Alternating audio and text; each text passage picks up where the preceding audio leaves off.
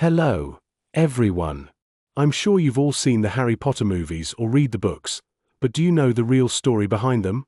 What if I told you that one of the most successful women in the world once wanted to end her life, that she was a single mother living in extreme poverty, struggling with depression, and rejected by 12 publishers? What if I told you that this woman, who had no job and no hope, later became a billionaire? This is the story of J.K. Rowling, the woman who created Harry Potter, one of the most famous book series in history. This is not just a story, this is a lesson in life, in persistence, and in never giving up. If you have ever failed, felt lost, or thought of giving up, then this story is for you. And if you are learning English, this is the perfect story to listen to because every word is simple and easy to understand. So stay with me until the end, because this story will change the way you see failure, rejection, and success forever. Chapter 1. The Early Life of J.K. Rowling. J.K. Rowling's real name is Joanne Rowling. She was born on July 31, 1965, in a small town called Yate, England. She grew up in a simple, middle-class family. Her father was an engineer, and her mother was a science technician. They were not rich, but they lived a normal life. Joanne had a younger sister named Diane, and the two of them were very close. As a child, Joanne was very quiet and shy, but she had one thing that made her different: her imagination. From a young age, she loved stories. She would spend hours writing little stories and telling them to her sister. When she was just 6 years old, she wrote her first story about a rabbit who got sick and was visited by his animal friends. Even at such a young age, she knew she wanted to be a writer. But life was not going to be easy for her. Joanne loved books and dreamed of becoming a famous author, but her parents did not believe writing could be a good career. They wanted her to study something practical, like business. However, Joanne's love for writing never faded. She went to Exeter University to study French. But deep inside, she did not want to. She did it to please her parents. Then, at the age of 15, something terrible happened. Her mother was diagnosed with multiple sclerosis, a disease that affects the brain and body. Over the years, her mother's condition became worse and worse. This broke Joanne's heart. She was extremely close to her mother, and watching her suffer every day made her deeply sad. By the time Joanne finished university, her mother's health had worsened. She moved to London and worked in different jobs, including as a secretary, but she was not happy. She wanted more from life. One day in 1990, something magical happened. Joanne was sitting on a train from Manchester to London when an idea suddenly came to her. It was an idea about a young boy, a boy with glasses, a boy who did not know he was special, a boy who would one day become a great wizard. That boy's name? Harry Potter. She had no pen, no paper, nothing to write on, but she could not stop thinking about the story. In her mind, she imagined Hogwarts, the school of magic. She imagined Dumbledore, Ron, Hermione, and Voldemort. By the time the train reached London, she had already planned a big part of the story in her head. She rushed home and started writing immediately. This was the moment that changed her life forever.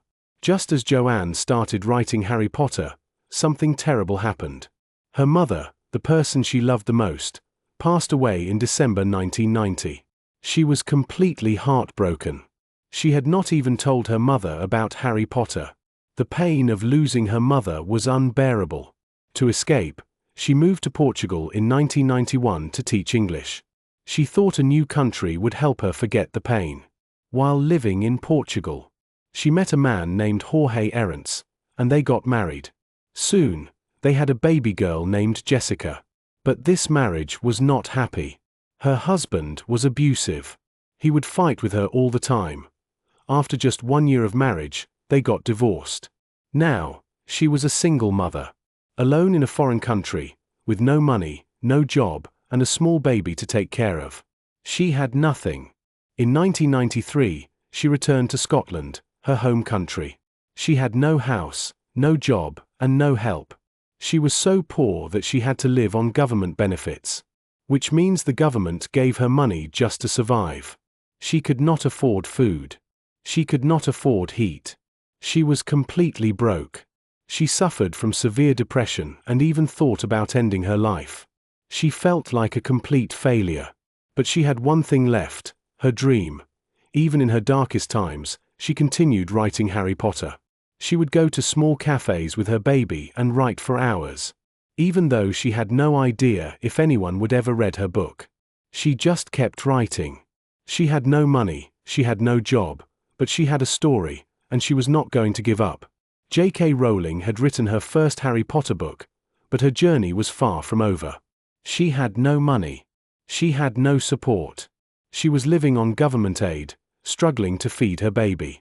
She was depressed, lonely, and felt like a complete failure. But she had one thing, a story. She believed in her book. She knew it was special now, she just needed someone else to believe in it too. She started sending her manuscript to different publishers.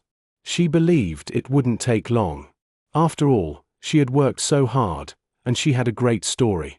She sent her manuscript to one publisher. They rejected it.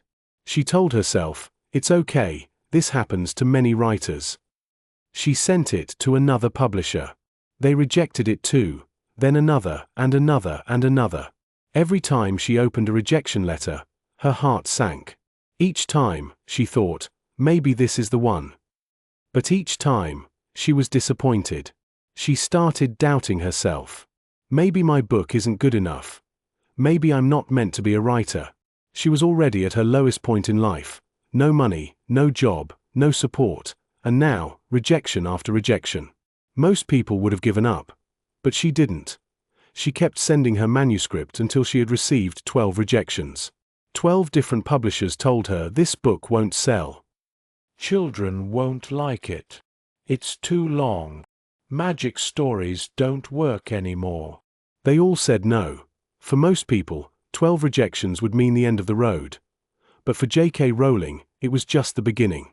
After 12 rejections, she sent her manuscript to a small publishing house called Bloomsbury. She waited.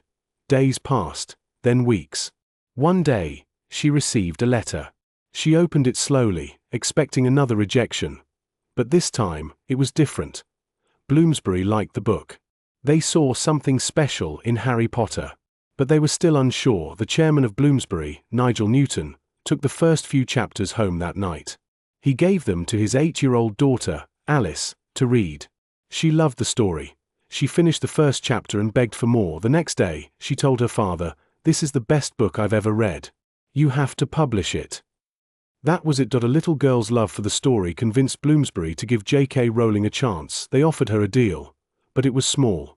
She was given an advance of just £1,500, about $2,000. Even after all her struggles, even after writing a book that would later change the world, her first paycheck was tiny.